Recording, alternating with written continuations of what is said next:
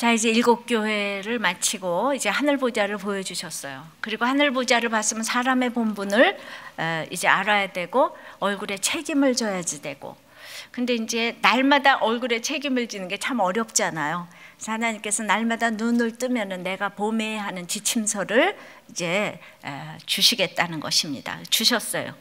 하나님의 백성이 그래서 이것을 읽을 수 있게 하셨습니다. 오늘은 이 지침서에 대해서 알아보려고 합니다. 그래서 첫째로 오늘 책이란 얘기를 많이 본문에 나왔는데 책 하면 잘 모를 것 같아서 성경책, 오늘 성경책에 대해서 첫 번째로 성경책에 대해서 이제 알아보려고 합니다. 요즘 세종 드라마가 있죠. 이 사극은 세종이 한글을 창제하는 그 동기를 그저 막연히 백성을 위해서 이렇게 말하지 않아요.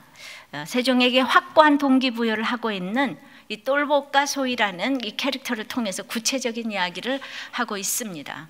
그러니까 그 두 캐릭터가 그 세종 때문에 다 원한을 품고 있고, 그래서 한 사람은 세종을 죽이려고 하고 또 한 사람은 벙어리가 되었어요. 근데 그런 이제 구체적인 얘기는 세종이 자기의 장인 그 시몬 그 영감을 그 아버지가 죽이려는 것을 알고 도와주려고 밀지를 보냈는데 글을 읽지 못하기 때문에 태종 방언이 주간에 바꿔쳐서 밀지를 바꿨는데, 결국은 이 사람들은 세종이 밀지를 보내서 그 사람이 죽었다고 생각을 하는 거잖아요. 그러니까 이게 글을 몰라서 이런 일이 이제 왔다는 것인데, 그냥 글을 몰랐다는 게 아니고 그 사람이 자기를 죽이려고 하니까, 그리고 그것이 자기의 잘못이니까, 그래서 그때부터 이 동기가 너무나 확실해서 괜히 쓸데없이 죽이려고 하고 미워하는 일은 없어야 되겠다. 그러니까 세종이 자기의 이 죄를 자책을 하면서 이제 그래서 글을 만들어야 되겠다. 그래서 헌신을 하고, 소희도 자기 때문에 아버지가 죽게 된 똘복을 위해서 한글 창제에 헌신을 하게 되는 것입니다. 그러니까 이제 세종대왕이 한글 창제 같은 거대한 업적을 다루면서도 무조건 세종이 성군이라고 하지 아니하고 세종이 죄를 깨닫고 아픔을 통해서 백성을 위해 헌신하는 스토리의 이 동기부여가 있었다는 것입니다. 바로 이제 어떤 백성을 원망하는 백성을 대변하고 문맹인 백성을 대변하는, 꼭 성경책 같다는 생각을 했어요. 항상 누구를 대변해서 그 하나님께 우리가 아뢰는데, 성경이 그렇습니다. 사람들의 실제적인 상황을 기록함으로 하나님이 죄인인 인간을 어떻게 사랑하셨나를 실제적으로 이제 기록해서 주신 책이에요. 그러니까 성경의 주인공들이 한결같이 죄 가운데서 죄를 깨닫고 백성들을 위해서 헌신한다는 스토리잖아요. 그죠? 자기 죄를 다 깨닫고 그 다음에 백성을 위해서 헌신하는 거예요. 그러니까 한글을 창제해서 백성들이 글을 알고 임금의 교지도 읽고 바른 생활도 배워서 알게 하고, 그래서 나라의 문명을 무에서 유로 옮겨 놓았어요. 이 글 때문에 백성들이 땅에서 하늘만큼 달라졌어요. 지금도 나라 없는 이 백성들이 얼마나 가난한지 여러분들은 글이 없는 백성들이 너무 많고, 아직도 그 백성들이 그 나라들이 얼마나 가난하게 사는지 여러분들은 아실 것입니다. 하나님도 하나님 나라의 책을 읽게 하셔서 우리가 제대로 된 이런 새로운 인생을 살기 원하세요. 근데 책만 읽어도 달라지는데, 책 중에 책은 이제 이 성경책이라는 것입니다. 성경은 성령의 감동으로 한 40명의 저자에 의해서 1600년간에 걸쳐서 기록된 책이에요. 사람들에 의해서 기록이 됐는데 성령의 도우심으로 오류가 없는 완전 무결한 하나님의 말씀인데, 성경을 기록한 저자들은 왕도 있고 백성도 있고 부자도 있고 가난한 자도 있고 배운 자도 있고 못 배운 자도 있고, 정말 각종 각양의 다양한 부류의 사람들이지만은 그 내용에 있어서는 서로 상치되거나 모순되는 점이 없이 통일을 이루고 있다는 것입니다. 그러니까 사람들이 다 자기 관점에 따라서 성경을 이제 썼단 말이죠. 그래서 성경책의 이름도 너무너무 가지가지예요. 책, 여호와의 책, 율법책, 하나님의 선한 말씀, 하나님의 말씀, 그리스도의 말씀, 생명의 말씀, 진리의 말씀, 믿음의 말씀, 의의 말씀, 화목하게 하는 말씀, 은혜의 말씀, 복음의 말씀, 예언학과, 새 언약, 약속, 성령의 검, 생명의 도, 여호와의 증거, 여호와의 교훈, 여호와의 규례, 선지자들의 글, 구원의 복음, 도, 시, 젖. 그러니까 이제 저자들이 다 자기가 그 부분을 강조해서 썼어요.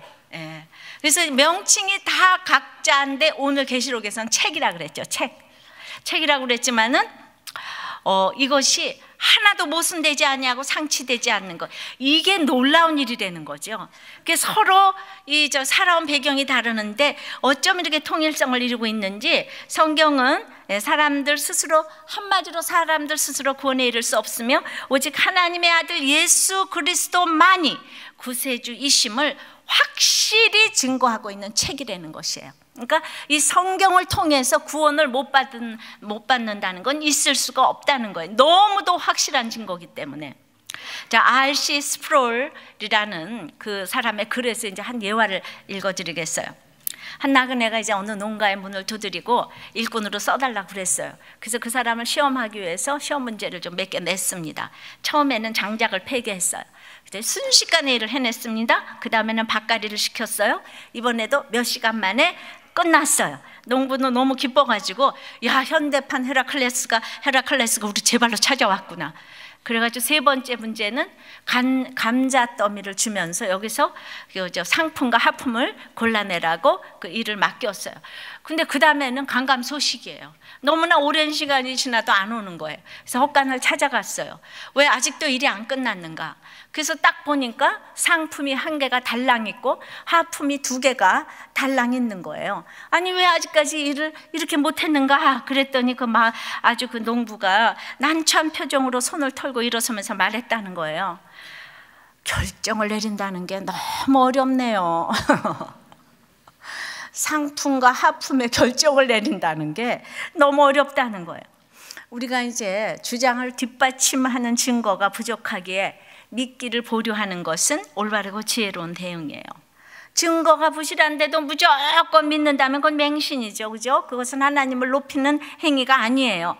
그러나 예수님에 대한 증거는 너무도 강력하기 때문에 이 성경 하나만 보고도, 이 40명의 저자가 다 똑같은 얘기를 하는 걸 봐도, 1600년 전의 사람이나 후의 사람이나 다 서로 보지도 않고 글을 썼는데도 똑같은 내용을 썼다는 것만 봐도 그분을 믿지 않는 것은 그야말로 부도덕한 행위라는 거예요. 예수님은 불신앙을 지적인 실수가 아니라 하나님을 대적하는 행위로 보시는 것입니다. 예, 뭐라고요? 예, 믿지 않는 것은 이 성경이 있기 때문에 아주 예수님을, 하나님을 대적하고 부도덕한 행위고, 아무리 믿음이 윤리와 도덕이 하늘을 찌르는 것 같아도 예수님을 믿지 않는 사람은 부도덕한 사람이에요. 여러분, 결국은 살다 보면 부도덕이 나타나게 돼 있어요. 사람은 죄인인데 자기가 죄인이 아닌 것처럼 너무 교양과 윤리를 가장하고 살기 때문에 너무나 최고의 죄인은 자기가 의인이라고 하는 사람인 것입니다. 그래서 이제 그 사장이 하늘 보좌를 보여주신 성부 하나님의 이 보좌를 보인 것이라면 5장은 이 심판의 집행자이신 성자의 모습과 영광을 소개하고 있는데, 이제 그러니까 이제 예수님 하면 성경이 생각나야 되는 거예요. 근데 두 번째는 이 성경이 비밀의 책이라는 것입니다. 자, 1절입니다. 시작. 내가 보매 보좌에 앉으신 이의 오른손에 책이 있으니 안팎으로 썼고 7인으로 봉하였더라. 그러니까 안팎으로 썼으니까 내용이 아주 많다는 것입니다. 어느 것 하나 뺄 수 없는 내용인데 세계와 우주와 이런 모든에 대한 하나님의 뜻과 계획과 이 목적뿐 아니라 사람들의 운명, 사도 요한의 운명, 여기 앉아 계신 여러분들의 운명이 다 기록해 놓은 책이에요. 이 세상의 종말도 다 기록해 놓은 책이에요. 나와 우리 집과 교회와 세계의 모든 계획과 목적과 역사가 이제 다 기록이 되었는데 문제는 7인으로 봉해져 있다는 거예요. 예, 이거는 7은 계시의 완전성과 비밀성을 상징하는 것으로 하나님이 보여주시기 전에는 그 누구도 이제 알 수 없는 내용이라는 것입니다. 그래서 이제 앞으로 계속되어질 그 내용이 7인, 무슨 7나팔, 7대접, 그래서 심판의 내용이 인봉을 뗄 때마다 이렇게 나오는데 이것이 왜 비밀의 책인가 하면은 성경은 단번에 구원이 이루어지기도 하지만은 또 점진적으로 구원이 이루어지면서 점진적으로 심판이 또 이루어진다는 거예요. 심판이 이루어지는 것만큼 구원이 이루어지기 때문에 믿음의 분량대로만 보이기 때문에 이게 비밀의 책이에요. 믿음의 분량대로만 성경이 깨달아지는 거예요. 그래서 이게 비밀의 책이에요. 예, 멀쩡한 책이 비밀의 책입니다. 그 왜 비밀의 책인가?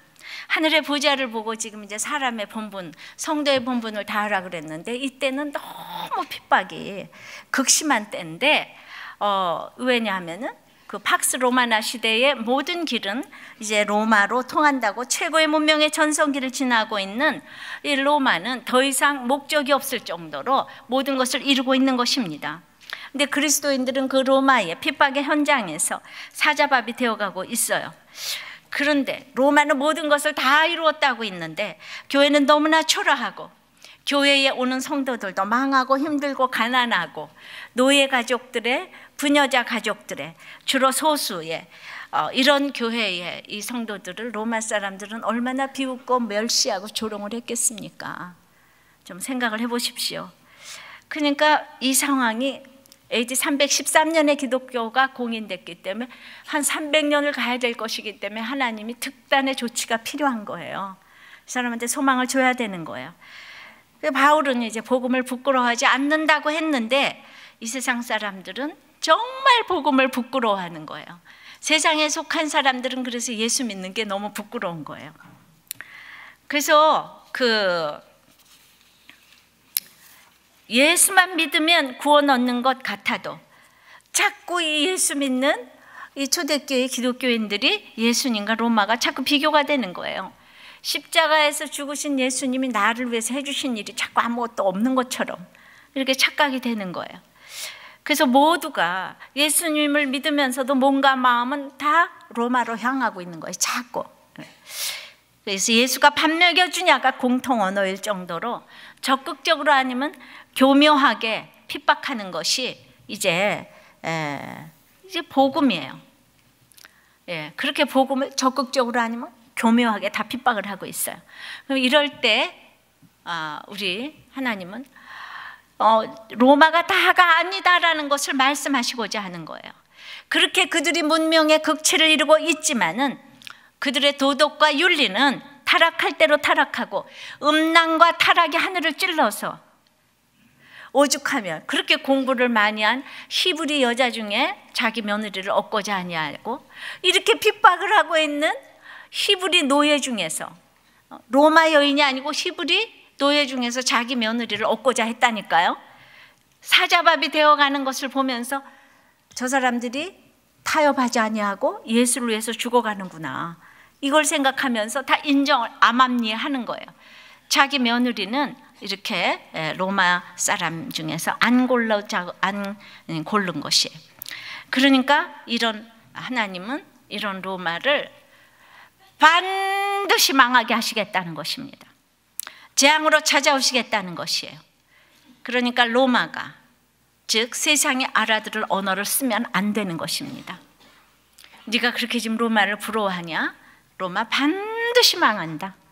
다 알아보게 글자로 썼는데 이 세상에 속한 사람들에게는 이것이 비밀의 책이에요.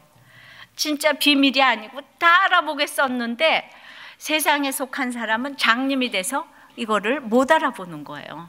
이게 너무 기적 아닙니까? 이게 신기하고 오묘한 일이에요. 예, 오늘 아침에도 일부에 설교를 했는데 정말 나가면서 이 얘기를 못 알아듣더라고요. 진짜 못 알아듣더라고요. 자, 그러니까 이 세상에 속한 사람이 내 남편이고 내 아내고 내 자녀인데 멀쩡하게 여기 와서 앉아서 들어도 못 알아들어요. 이 공부 잘하는 아들이 못 알아들어요. 예, 정말 공부 잘하는 학력이 좋은 남편이 못 알아들어요. 그래서 어떻게 해야 됩니까? 세 번째는 이 비밀의 책을 열기 위해서는 울어야 합니다. 우는 것밖에 길이 없습니다. 예, 2절, 3절, 4절 읽겠습니다. 시작. 또 봄에 힘있는 천사가 큰 음성으로 외치기를 누가 책을 펴며 그 인을 떼기에 합당하냐 하니 하늘 위에나 땅 위에나 땅 아래에 능히 책을 펴거나 보거나 할 리가 없더라. 이 책을 펴거나 보기에 합당한 자가 보이지 않기로 내가 크게 울었더니, 예, 이거는 천사라고 해서 인을 떼는 것이 아닙니다. 예, 학벌과 지성과 이성이 다 모여도 인을 떼는 것이 아니에요. 예, 정말 제가 요즘에 진짜 이 김용옥 박사가 그 사람이 정말 부모님이 기독교인인데도, 예, 성경을 다 읽었는데 정말 창세기를 가지고 설교를 하는데 세상에 그 사람이 인을 못 떼고 있는 거예요. 정말 그분이 성경을 해석하지 못하는 걸 보면 내가 해석하는 게 이건 기적인 거예요, 기적. 그런데 제가 이렇게 설교를 하면은 그냥 우리 청년부에서 모두 다 끄덕끄덕 그냥 이러지 않고 맞나 틀리나 이런 애들이 참 많거든요. 그런데 그분이 그렇게 강의를 하면 거기 청취자들이, 대학생들이 구독구독 하는 거예요, 다. 그러니까 세상에 속한 사람은 그분의 강의가 그냥 너무 맞는 것 같은 거예요. 뭐 여러분들이 어떻게 분별할 힘이 있겠습니까? 그분은 하버드 출신인데. 그러니까 이 지성과 이성이 다 합쳐져도 인을 뗄 자가 없는 거예요. 에스겔 2장 9절 보면 내가 보니 한 손이 나를 향하여 펴지고 그 손에 두루마리 책이 있더라. 그가 그것을 내 앞에 펴시니 그 안팎에 글이 있는데 뭐라고요? 애가와 애곡과 재앙의 말이 기록된 것이에요.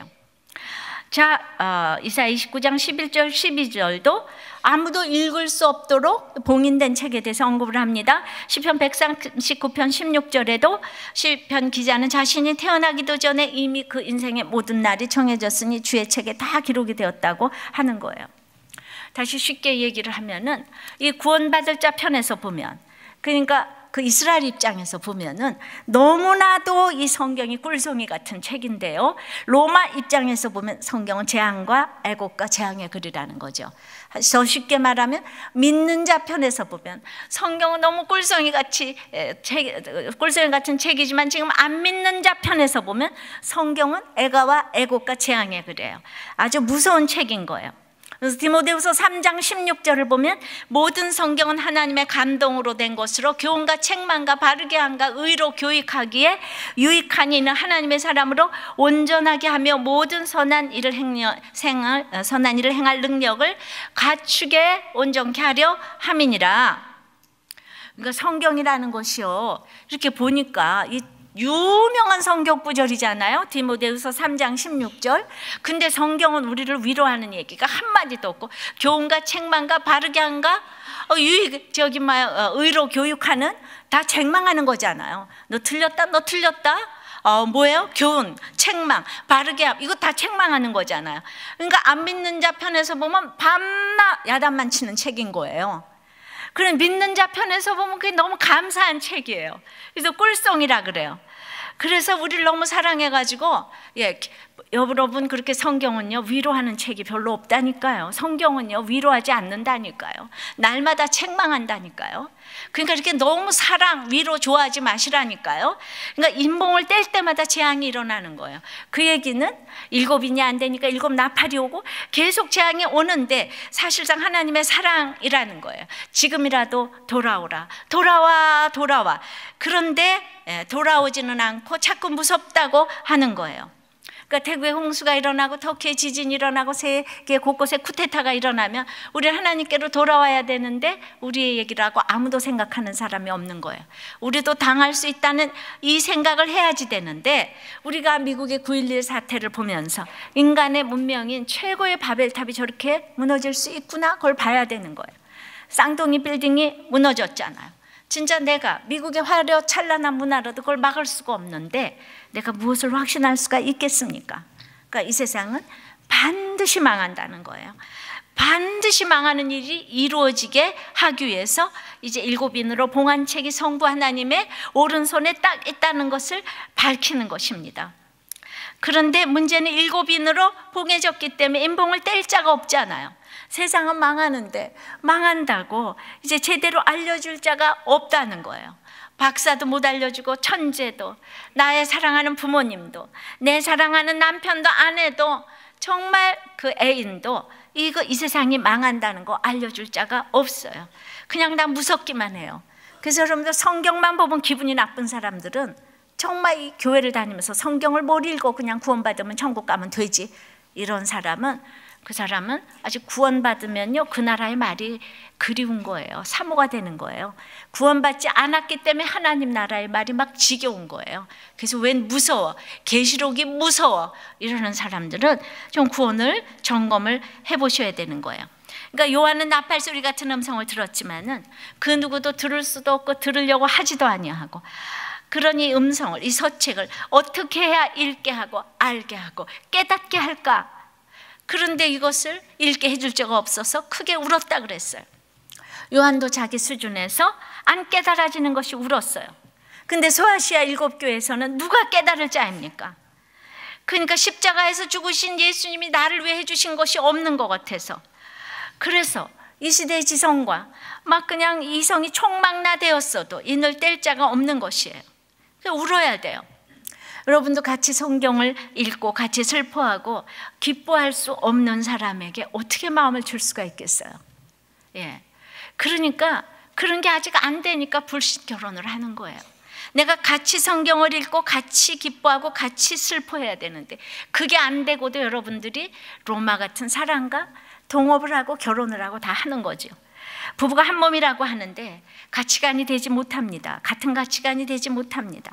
내 남편, 자녀가, 내 아내가 인을 떼지 못하고 있는데 어떻게 성경을 모르는데 그 인생이 해석될 수가 있겠습니까?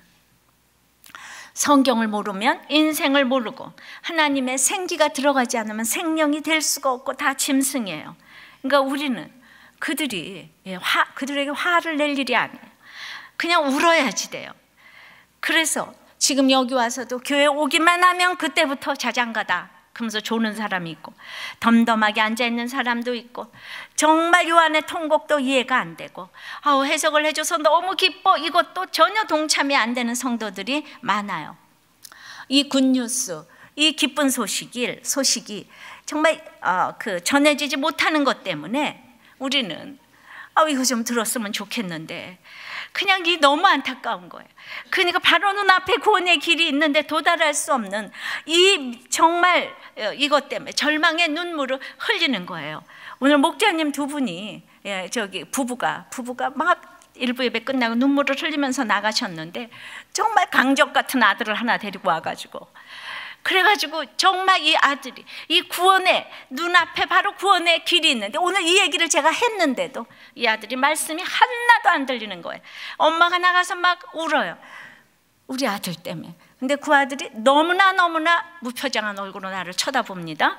예. 그래가지고 정말 말씀이 안 들리는데요? 이러는 거예요. 예. 예. 그러니까 여기 와서 두 분이 목자를 해도 아들이 안 들리는 정도가 아니고 안 들리는데 이러면서 저한테 잘난 척을 하면서, 예. 진짜 안 들려서 그래요. 목사님 앞에 그럴 적에는 부모한테는 오죽하겠습니까? 그러니까 내가 예수 믿으면서 진짜 성경이 안 깨달아져서 울고, 그 다음에 깨달으면 내 식구가 안 깨달아져서 울고, 그러니까 우리는 그냥 이 땅에서는 새하늘과 새 땅에서 정말 씻겨줄 눈물이 있는 인생을 살아야 되는데, 내가 이 하나님의 모든 계시의 말씀이 천국에 갈 때까지 그냥 다 깨달아지는 건 아니에요. 저도 이 성경을 깨닫기 위해서 정말 제가 많이 울지요. 일주일 내내 애를 써요. 이 고생은 진짜 내가 돈 받고 한다면 이 고생을 못할 것 같아요. 정말 하루가 정말, 예, 날마다 이 계시의 말씀을 열어달라고, 여러분들을 위해서 열어달라고 그렇게 제가 눈물을 흘리는데, 이렇게 깨달아준 말씀을 여러분들이 너무나 못 깨달으니까 울어요.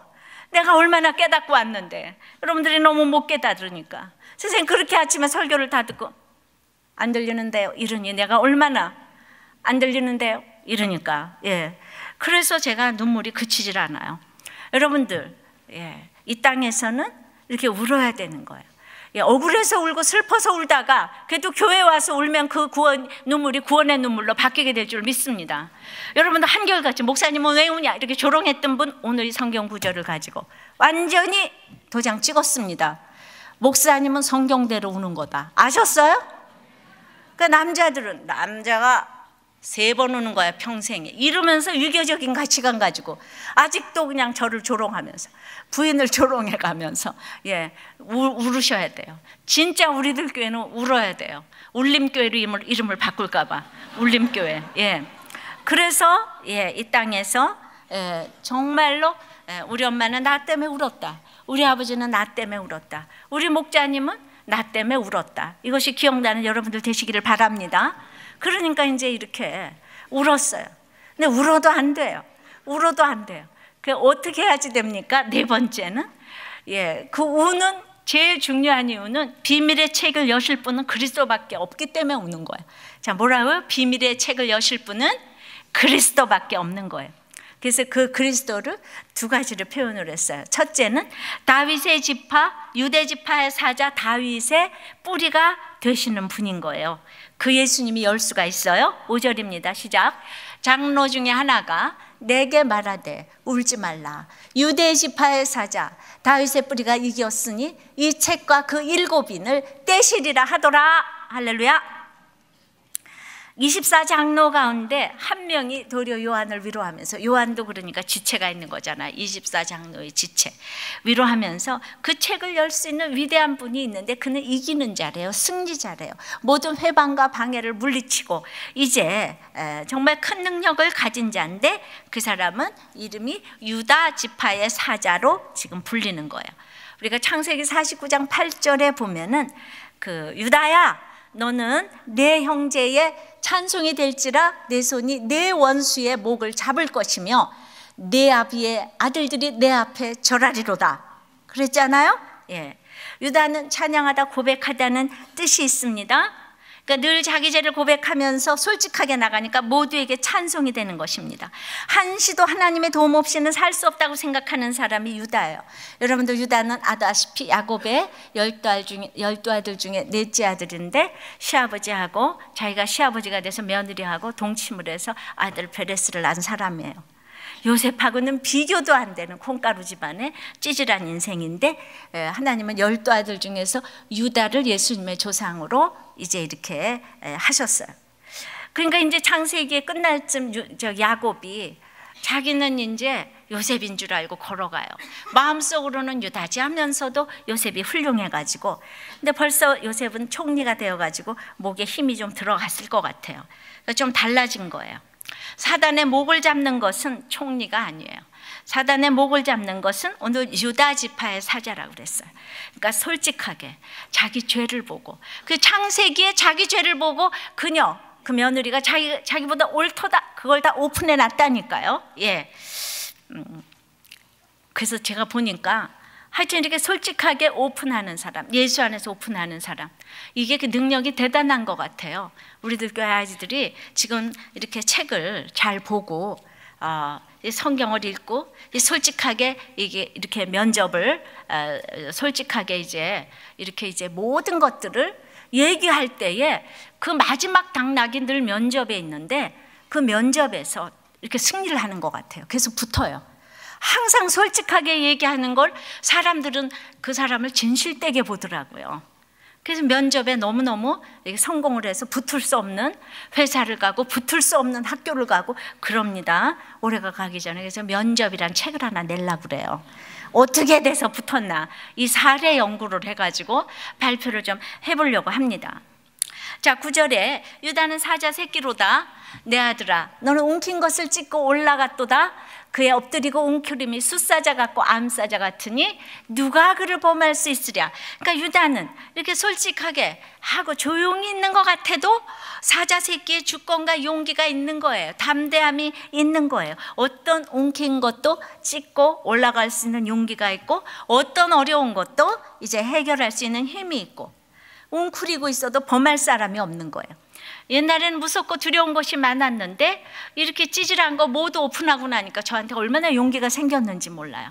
제가 이 모든 걸 얘기하고 솔직하면 할수록 저에게 힘이 생기는 거를 저도 느낍니다. 이 세상에 별 인생이 없다는 거를 제가 날마다 알아가게 되니까요. 그래서 10절에 홀이 유다를 떠나지 아니하며 치리자의 지팡이가 그 발사에서 떠나지 아니하시기를 실로가 오시기까지 미치리니 그에게 모든 백성이 복종하리로다. 그 실로가 바로 예수 그리스도라는 거죠. 유다를 축복하시고 실로가 오시기까지. 그래서 예수 그리스도가 오시면은 그에게 모든 백성이 복종한다고 했는데, 우리는 창세기 읽으면서 아니 이 말을 요셉이 들어야 되겠는데, 꿈꾼 것은 요셉인데 이 마지막 꼬리는 유다가 했단 말입니다. 예, 지금 나가수에서 1, 2등 따지는 게 아니에요. 1등을 우리가 생각지 못한 사람이 하는 것처럼 소위 영적인 이곳에서 유다가 1등을 한 것이에요. 형제의 찬송이 되는 것은 요셉이 돼야 마땅하지 않습니까? 그가 이 형제들을 다 도왔지 않습니까? 그런데 형제의 찬송이 되고 모든 아들들이 내 앞에서 절하는 게 유다라 그러는 거예요. 유다라고. 왜 그럴까요? 왜? 예, 그래서 두 번째는 예수님의 이 표현이 죽임당한 어린 양의 모습으로 이렇게 이제 나타나는 것입니다. 6절입니다. 시작. 내가 또 보니 보좌와 네 생물과 장로들 사이에서 어린 양이 섰는데 일찍 죽임을 당한 것 같더라. 7뿔과 7눈이 있으니 이 눈은 온 땅에 보내심을 입은 하나님의 7 영이더라. 할렐루야. 예. 그러니까 이제 이게 완료 시상으로 이미 완전히 죽으셨는데 어린 양이 심판의 권세를 공식적으로 받으셨다는 것이에요. 우리가 완전히 죽어지고 썩어지고 미랄이 되면 이렇게 이 세상을 심판할 권세를 가지게 되는데, 사단에 대해서는 사자와 같이 담대하게 심판하시지만 구속한 성도에 대해서는 어린 양 같은 모습으로 사랑으로 대하신다는 것이에요. 어린 양은 어려워도 하나님의 오른손에서 어려도 하나님의 오른손에서 책을 자신 있게 이제 취하시는 거예요. 하나님의 자녀는 나이가 많고 돈이 없어도 자신 있게 당당하게 이제 있는 것이 하나님이 내 아버지이기 때문에.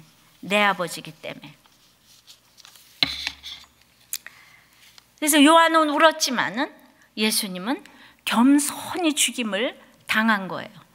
그러니까 세상에서 죽은 자는 이렇게 자신이 있는 것입니다.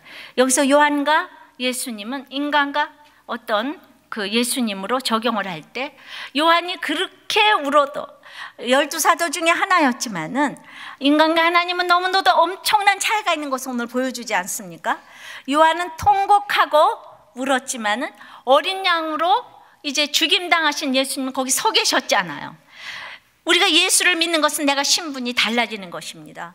예수님께서 금메달을 받는 모습으로 계셨는데 이 땅에서 최선을 다하셨기 때문에 하나님으로부터 이 두루마리를 취할 수가 있게 되시고 열 수가 있게 되는 것입니다. 49장 11절에 보면 그의 나귀를, 이거 유다의 계속 예언입니다. 그의 나귀를 포도나무에 매며 그 암나귀 새끼를 아름다운 포도나무에 맬 것이며 그 옷을 포도주에 빨면 그 복장을 포도즙에 빨리로다. 우리는요, 포도주 또 포도즙은 너무 아름답지만은 사실 포도나무는 관상용이 아니라고 했습니다. 포도나무는 제목도 안 되고 아무짝에도 쓸모없고 오직 열매만이 밟혀져서 먹혀진 것 외에 역할이 없어요. 한마디로 유다의 축복은 밟혀져서 먹히는 이런 자기 희생의 축복입니다. 그런데 이 고난을 당해서 자기 희생을 스스로 할 수 있어야 되는데 유다가 바로 자기 희생을 이미 자원해서 하고 있다는 것입니다. 밟혀져서 즙이 되어서 먹혀지는 축복, 어린 양이 죽임을 당한 이 축복. 그래서 우리는 신약 성경 전체와 요한계시록에서 보이는 중요한 주제를 알 수가 있는데 바로 승리가 희생을 통해 온다는 사실이에요. 우리의 이기는 거는 오직 희생을 통해서. 그래서 본디 하나님이면서도 자신을 희생제물로 바치신 이분이야말로 이 성경 비밀의 책을 열 수가 있는 것입니다. 희생제물로 책을 열어주시기 위해서 돌아가셨다는 거예요. 이런 사람은 7뿔과 7눈의 통찰력을 가지게 된다는 것입니다. 내가 죽고자 하면 이런 통찰력을 나에게 주시는 것이에요. 유다 지파의 사자 다윗이 이기려면 이런 양으로 일찍 죽임을 당하는 것이 필수라는 것입니다. 헬라어로 완전히 그가 죽임을 당하셨음을 강조하는 거예요. 요한복음에서 1장 29절에 보라 세상 죄를 지고 가는 이제 어린 양이로다, 이렇게 증거한 요한은 갈보리의 십자가에서 세상 죄를 지고 가는 어린 양 예수님을 실제로 보았잖아요. 지금은 환상을 통해서 24장로들 사이에 서 계신 일찍 죽임을 당한 것 같은 부활승천의 어린 양을 봤어요. 그런데 그 유대인들은 다들 사자 같은 그리스도를 원했기 때문에 이 어린 양을 죽였잖아요. 그죠? 근데 진짜 어린 양이 죽임을 당했어요. 고난도 어릴 때부터 당하는 것이 금 주고도 못 사는 것이라고 생각합니다. 어릴 적부터 내 정욕이 십자가에 못 박히면 얼마나 7뿔과 7눈을 가질 수가 있게 되겠습니까? 권세와 통찰력은 날이 갈수록 정말 생길 수밖에 없다는 것입니다. 그러니까 여러분들이 아무리 이렇게 정말 내가 죽고자 해도 늙어서 죽고자 하면 정말 쓰임 부분이 너무 조금인데, 어렸을 때부터 이렇게 죽고자 할 때에 이 선교사들이 다 유명한 선교사들이 10대에 헌신한 사람들이잖아요. 그러니까 세상 때가 안 묻었을 때 십자가의 정욕을 받는 이 훈련을 할 때에 우리 아이들을 어렸을 때부터 이렇게 말씀으로 키우는 것이 얼마나 중요한지 모르고, 이 먼데 냉난방도 안 되는 여기에 우리 아이들을 어렸을 때부터 보낸 것이 지금 이 시대에 별로 고난도 없고 밥을 굶지도 않는 이때에, 옛날에는 교회를 가려고 10리 20리 길을 다 걸어 댕겼다는데 이 학교에 보내서 우리들 교회에 어린 주일학교를 보낸 것이 난 아이들에게 최고의 기억이라고 추억이라고 생각이 됩니다. 정말 하나님의 말씀을 기억하는, 고난을 통해서 정말 배워지게 되는 큰 유산이라고 생각을 합니다. 예수님 부활하신 후 몇십 년이 지난 후 이 환상을 볼 때에 요한이 그 심정이 어땠겠어요? 저는 모든 환상과 계시와 말씀 중에 이 으뜸은 죽임당한 어린 양의 환상이 이 최고인 거예요. 근데 아무리 죽임당한 것 같아도 내 생물과 장로들 사이에서 서 계셨어요. 어린 양이. 죽었으나 산 자인 것입니다. 결국은 죽은 예수가 아니고 산 예수를 전할 수 있게 해주신 것입니다. 그러니까 유대 지파의 사자 다윗의 뿌리가 굉장히 용감한 것 같지만 우리들 위해서는 죽임을 당한 어린 양의 모습으로 이 땅에 오셔서 정말 자기 몸을 십자가에 못 박아 죽이심으로 우리를 위해서 구속제물이 되어주셨다는 얘기예요. 이것을 믿는 자는 성경이 열릴 것이고, 이것을 안 믿는 자는 로마에 속하고 세상에 속해서 아무리 성경을 갖다 놔도 이게 비밀의 책이라 이겁니다. 이해가 되십니까? 예. 그래서 똑같은 한글을 보는데 절대로 60평생 70평생 성경이 안 깨달아지고 안 알아지는 사람들이 너무나 많은 것입니다. 그래서 우리의 하나님은 우리의 시대 상황과 집안의 상황과 각자 집안의 사연과 저주, 이것을 다 통해서 하나님께서 인봉을 떼시기를 원하는데 금세 안 깨달아져요. 그러니까 그 사람이 다 이해를 해야 돼요. 그 사람의 문화를 이해해야 돼요. 그 집안을 이해해야 돼요. 근데 우리는 날마다 나는 옳고 너는 틀리고, 우리 집안은 옳고 너희 집안은 틀리고, 이게 주제가잖아. 그러니까 성경을 통해서 로마 사람도 절대로 알 수 없는 이 성경을 어떻게 세상에 속해가지고 이것을 알라고 그럴 수가 있겠습니까? 그러니까 근데 이게 안 깨달아져요. 그러니까 오랜 동안 이게 성경을 읽고 왔어도 또 이렇게 나이가 들어서 깨달아지는 게 또 있더란 말입니다. 어떤 집사님이 사도행전 큐티를 하면서 이제 이슬비에 쓴 거예요. 그러니까 믿음으로 구원받는다는 것이 우리에게는 참 이렇게 당연하잖아요. 그러나 초대교회 시기에는 이거 참으로 적용하기가 어려운 거예요. 왜냐하면 거기는 어린 양, 염소 제사 지내고 예루살렘 성전에서 각종 제사를 다 드리다가 그런 거 다 안 해도 되고 오직 믿음으로만 구원받는다. 이게 안 되는 거죠. 이게 절대로 안 되는 거예요. 그냥 예수 믿는 사람 다 잡아 죽이고 그랬지 않아요. 그래서 우리가 참 쉬운 것이 그 사람들은 안 되는 것이 있고 시간이 지나고 기다려야 되는 것이 있는 거예요. 그래서 오늘 본문은 할례의 문제로 세계 최초의 기독교 총회가 열리는 장면인데 베드로가 이방인 전도하기도 너무너무 어렵고 바울과 바나바의 현장 경험을 근거로 그리고 야고보 사도의 구약 성경 말씀을 인용으로 이제 아름답게 결정을 내리는 걸 보게 되는데 그들도 이방인을 전도하면서 서로 손가락질하고 사도들끼리도 그러니까 하나님께서 인복 열어주시는 것이 각자 믿음의 분량이 달라서 그래서 이제 저희 집도 친정 시댁 모두 안 믿는 집안이었는데 제사를 지내는 친정의 심한 유교적 전통과 불교인 시댁의 영향으로 정말 이 40여 년 전 그 처음 예수 믿기가 무척 힘들었다고요. 믿는 과정도 힘들었지만 허락받는 과정도 힘들었고 그냥 집안에 내려오는 양쪽 집안의 전통을 거스르기가 고통스러웠고 그러니까 이렇게 세상에 속한 집은요 인봉을 뗄 자가 없는 거예요. 예수 믿기가 하늘의 별 따기인 거예요. 그래서 얼마 전 손자 둘과 손녀 하나를 데리고 남편과 함께 대형마트에 이제 이렇게 갔는데 아이 셋을 데리고 가다 보니까 이제 그 아이의 엄마인 딸과 전화 통화를 이제 하게 됐고 애들 어떻게 데리고 들어가는가. 그런데 이제 남편이 화가 나서 소리를 지르면서 제가 전화하는 것을 이제 못 보는 남편이 누구와 전화한지도 모르고 자기 딸하고 하는데 소리를 지른 거예요. 그러니까 남편에게 복음이 안 들어가는 큰 원인 중에 하나가 그 여자를 극히 무시하는 가풍과 본인도 어찌할 수 없이 저절로 나오는 이 여자 무시의 가치관이라는 거죠. 그러니까 처음에는 가볍게 여기면서 나아지겠지 하는 인간적인 소망으로 견뎌갔다는 거죠. 근데 남편이 여자를 무시하는 이면에는 여자가 무슨 전화를 하느냐 이 사상이 숨어 있다는 거예요. 그러니까 결혼 생활 내내 큰 힘듦 중에 하나가 바로 전화였는데 남편은 전화 거는 것은 말할 것도 없고 전화 오는 것은 제 의지로 할 수 없는 일인데도 그냥 벨소리만 울려도 화를 냈다는 거예요. 정말 저도 그랬거든요. 전화하는 것까지 왜 나한테 야단을 치죠? 누군가가 나한테 전화를 걸어오는데 그 사람하고 사귀었기 때문에 전화가 온다 이거죠. 여자하고 사귀든지 남자하고 사귀든지. 근데 여자의 말을 듣는다는 것 자체가 남편에게는 부당한 일이었고 남편은 여자 말을 듣는 남자를 무시했습니다. 뭐라고요? 남편은 여자 말 듣는 남자를 무시했대요.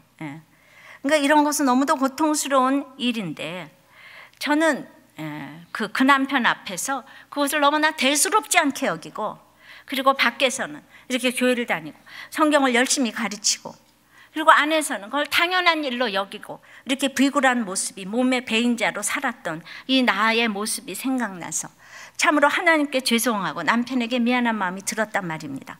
그러니까 우리는 그 남편한테 그러면 뭐 어떻게 그냥 참고 잘해야지. 그러니까 이 생각으로 평생을 오다 보니까 그게 아니라는 얘기예요.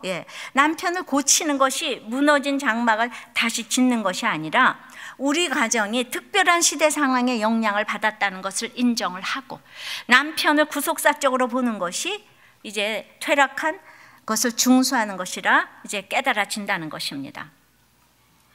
오늘 본문에 이방인으로서 하나님께로 오는 자들을 괴롭게 말라고 야고보 사도가 말해주고 4가지 규제사항을 정한 데 논란을 그치게 했는데 당대 믿음으로 기독교적인 가치관이 하나도 없는 집안에서 남편이 저를 따라서 교회에 나오며 흉내를 내보려고 했지만은 이 굳어진 자기만의 사상이 복음을 받아들이지 못하게 하는 것을 보며 이제는 제가 이 부분에 해야 할 일이 있음을 받아들이게 됩니다.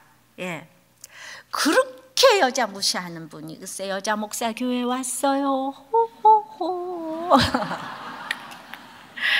정말 웃깁니다. 그런데 여기 와서 아무리 부인이 그래서 이제 이렇게 목장에 나갈 때 인생이 가장 기뻤다고 하는데 그게 이제 안 믿어지니까 도로 안 나오세요. 그러니까 본인이 의도적으로가 아니라 그 남편이 의도적으로 무시하는 게 아니고 어쩔 수 없이 무시하게 되는 이 여자라는 존재. 남편 앞에 제가 그 여자라는 것을 잊지 말고 잘 당함으로 이 고리를 끊게 하는 역할을 해야겠다고 생각을 했다고 합니다. 그러니까 남편도 시대 상황의 피해자라는 거예요. 그 집안의 문화의 피해자라는 거예요. 아무도 안 그러니까 그게 뿌리 깊이 이렇게 박혀서 오니까 지금 이제 뭐 50 넘어서요, 이렇게 60 넘어서 사업이 망한다고 왔다고. 워낙 뿌리 깊은 게 많으니까 로마가 깨어지려면 313년이 걸리는 것처럼 우리 대에서 안 되는 분도 있어요. 313년이 되도록 안 되는 집도 있다는 것입니다. 그러니까 성경은 그런 깨달음이 인봉을 열어주시는 또 하나의 깨달음인 거예요. 평생을 살다가 내가 비굴하게 살았나? 진짜 하나님의 말씀을 가지고 내가 벙어리가 돼야 될 땐가? 책망자가 돼야 될 땐가? 이걸 날마다 하나님의 인봉을 열어주시지 않으면 여러분도 깨달을 수가 없어서 울어야 된다니까요. 내가 왜 이렇게 안 되는가? 우리 남편 왜 평생 믿어도 안 되는가? 그 부분에 깨달음이 아직 없어서 울어야 된다는 거예요, 우리가. 그러니까 성경 문화와 시대 상황과 그 집안의 문화와 사연들을 무시하지 않아요. 시대에 맞게 인봉을 열어주시는 이 비결이니까 이제는 진짜 이 남편은 가르쳐서 되는 게 아니고 울어야 된다는 거죠. 울어야 된다는 거예요. 그러니까 애통하는 것이 인봉을 열어주시는 결과라고 생각을 합니다. 그래서 이분이 결단과 적용을 뭐라고 했는가 하면은, 첫째로 남편이 저에게 욕을 하는 습관을 고치려 하지 말고 그냥 끝날 때가 있겠지 하면서 넘어가겠습니다. 이거는요, 그냥 인본적으로 나아지겠지, 이거하고 다른 겁니다. 또 남편이 성경이 틀렸다고 할 때마다 말로 가르치려 하지 않고 눈물을 흘리며 불쌍히 여길 수 있는 마음만 갖겠습니다. 저기 눈물만 흘린다고 썼어요. 또 전화하는 일에 있어 남편의 심기가 불편하지 않도록 좀 더 조심하겠습니다. 이렇게 큐티를 하면서 구체적으로 여러분들이 이렇게 적용하시는 것이 인봉을 열어주시는 것이라고 생각해요. 그러니까 세종이 그렇게 그냥 막연히 백성을 위해서가 아니라 구체적으로 다시는 자기를 미워하는 사람과 이 벙어리 되는 일이 없도록, 그 자기 때문에 일어난 일이기 때문에 그분들을 위하여서 내가 그냥 밤잠을 자지 않냐고 한글을 창제한 것처럼 내가 항상 사소한 것에서부터 동기가 유발되는 것이에요. 그러니까 인봉을 열어주는 것이 항상 인류 문화를 위해서가 아니라 이렇게 정말 이 남편 전화하는 거 싫어한다 그러니까 그것에 대해서 우리는 깊이 생각을 하면서 언제나 인봉을 열어주시는 이 하나님의 음성을 여러분들이 들으시기를 바랍니다. 이런 설교를 듣고 나가는데도 엄마 아빠가 같이 눈물을 아까 흘리는데 그 아들이 정말 냉정한 얼굴로 안 들리는데요, 이러는데 그 엄마 아빠가 눈물 흘린 것을 반드시 너는 기억할 때가 올 거다. 제가 오늘 그렇게 얘기했어요. 이 눈물을 내가 기억할 것이다. 여러분들 그렇게 우리의 모든 자녀들이 우리들의 눈물을 기억하는 우리들이 되기를 바랍니다. 반드시 인봉이 열려질 줄을 믿습니다. 말씀을 맺겠습니다. 성경책은 비밀의 책이에요.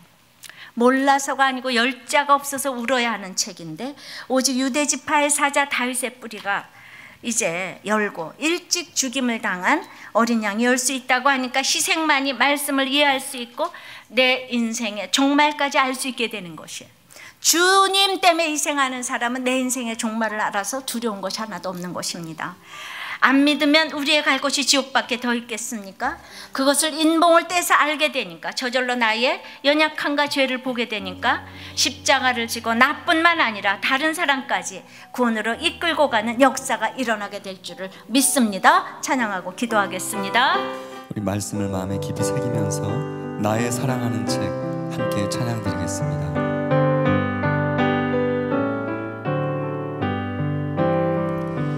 나의 사랑하는 책 비록 헤어졌으나 어머니의 무릎 위에 앉아서 재미있게 듣던 말 그때 일을 지금도 내가 잊지 않고 기억합니다. 2절 내가 옛날 용맹스럽던 다니엘의 경험과 유대 임금 다윗 왕의 역사와 주의 선지 엘리야 바람 타고 하늘에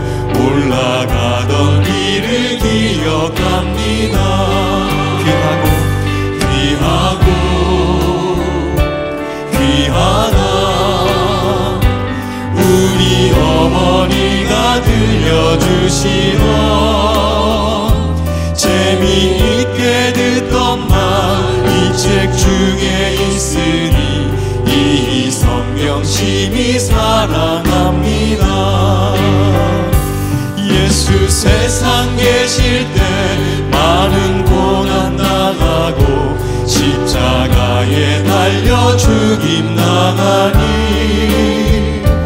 어머니가 읽으며 눈물 많이 흘린 것 지금까지 내가 기억합니다. 귀하고 귀하고 귀하다 우리 어머니가 들려주시던 재미있게 듣던 말 이 책 중에 있으니 이 성경 심히 사랑합니다. 더욱 간절히 목소리 높여 그때 일은 지나고 나의 눈에 환하고 어머니의 말씀 기억하면서 나도 시시때때로 성경 말씀 읽으며 주의 뜻을 따라 살려 합니다. 아멘. 귀하다 귀하다 우리 어머니가 들려주시던 재미있게 듣던 말 이 책 중에 있으니 이 성경 심히 사랑합니다. 귀하다 우리 부모님이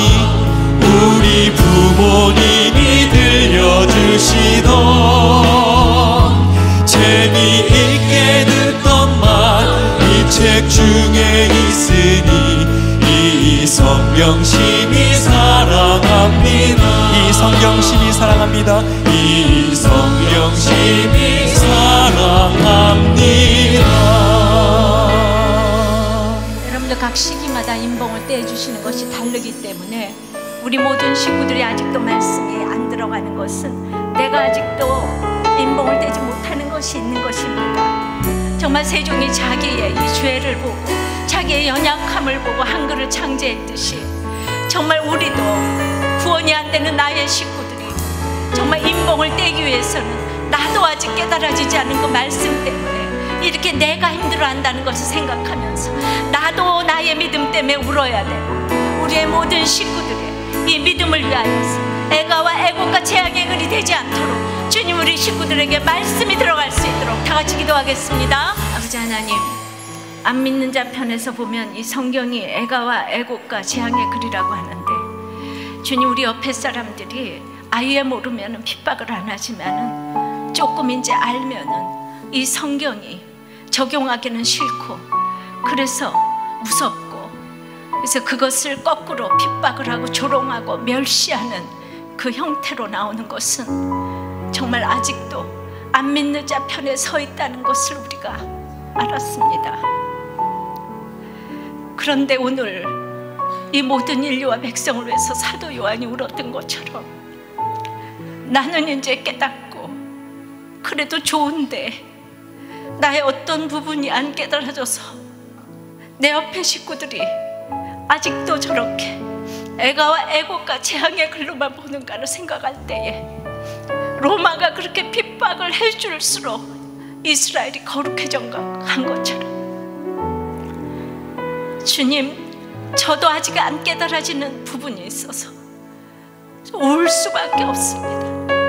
나도 속고 남도 속는 나의 믿음 때문에 이 모든 것을 제가 잘 알아서 여러분들에게 이거 다 인봉을 열어드리고 싶지만 제가 말을 해도 안 되는 게 너무나 많이 있지 않습니까? 정말 요한이 오늘 크게 울었다는 말이 너무 이해가 됩니다. 주님, 제가 얼만큼 울어야 여러분들이 돌아올까요? 정말 저에게 소원이 하나도 없고 여러분들이 이 말씀이 들리는 것이 제 소원입니다. 말씀이 들리고 은혜 받는 게 소원입니다. 우리 오늘 같이 앉은 부모님들, 남편과 아내들은 진짜 아무것도 소원이 없고 당신이 이 말씀의 인봉만 열면 내가 소원이 없다고 하는 이 남편과 부모와 아내가 너무나 많이 여기 앉아있을 것입니다. 여보, 나는 소원이 아무것도 없고 당신이 예수 믿고 그리고 이제 교회 나가고 말씀을 깨닫는 것밖에는 나는 소원이 아무것도 없어. 정말 나는 소원이 아무것도 없어. 그것이 저의 소원이고 여러분의 소원인 줄을 믿습니다. 구원 때문에 할 수 있는 것이 아무것도 없고 성경이 열려지기 위해서 할 수 있는 것이 아무것도 없어서 그래서 유다처럼 울 수밖에는 없습니다. 천국 가는 그날까지 우리가 이렇게 울면서 성경책에 인봉을 떼기를 원합니다. 내 믿음의 분량대로 끝까지 떼고 떼다가 떼는 만큼 사람들을 주님께 인도하고 우리가 천국에서 만나기를 소원합니다. 사랑하는 우리 성도 여러분들이 성경의 인봉을 떼기를 원합니다. 사랑하는 우리 성도 여러분, 아버지 하나님 정말 말씀이 들어가게 도와주시옵소서. 들리게 도와주시옵소서. 깨달아지게 도와주시옵소서. 역사하여 주시옵소서. 말씀이 뚫고 들어가기를 원합니다. 주님 도와주시고 불쌍히 여겨 주시옵소서. 불쌍히 여겨 주시옵소서. 오직 성령님만이 하실 수 있는 것을 믿사오니 주여 도와주시옵소서. 우리들의 모든 기도를 아버지 하나님께 올려드리오니 응답하여 주시옵소서. 응답하여 주시옵소서. 예수님 이름으로 기도하옵나이다. 아멘.